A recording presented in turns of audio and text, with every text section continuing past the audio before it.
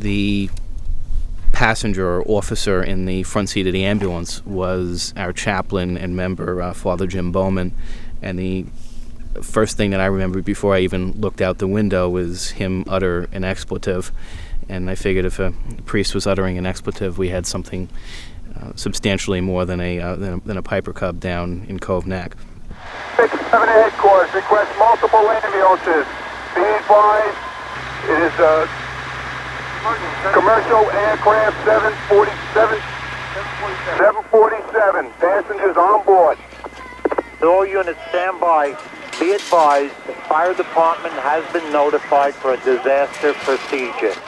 I responded from my home in Huntington, Lloyd Harbor, towards the hospital, and while en route, I came upon a policeman setting up traffic lines. He said they don't have medical people yet at the scene. Would I go up to the scene? They got a car with some a police car and took me down to the bottom of Tennis Court Road, and I had to walk because the rest of the road was blocked. At that point, the scene was eerily quiet. I observed an individual who was trapped inside the exit door, half in, half out of the exit door of the aircraft.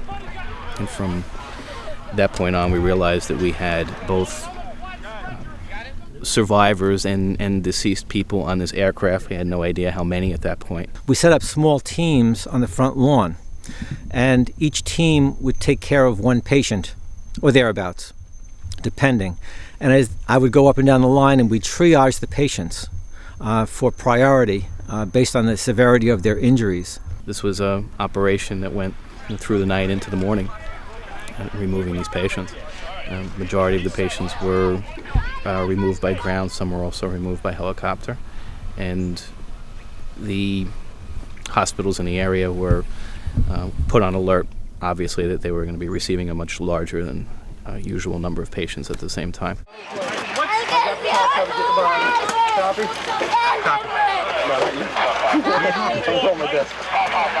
There was really very little time to concentrate on the enormity of the issue. It was a focus on the patients, and it was a focus on working with the chiefs and the other officers to get the task done. It really wasn't until probably the next afternoon that there was really time to begin to dwell on it a little bit and deal with some of the emotional reactions. I don't think a Hollywood scene really captures what's still in my mind, the images that I have, which remain, embedded in my mind so clearly.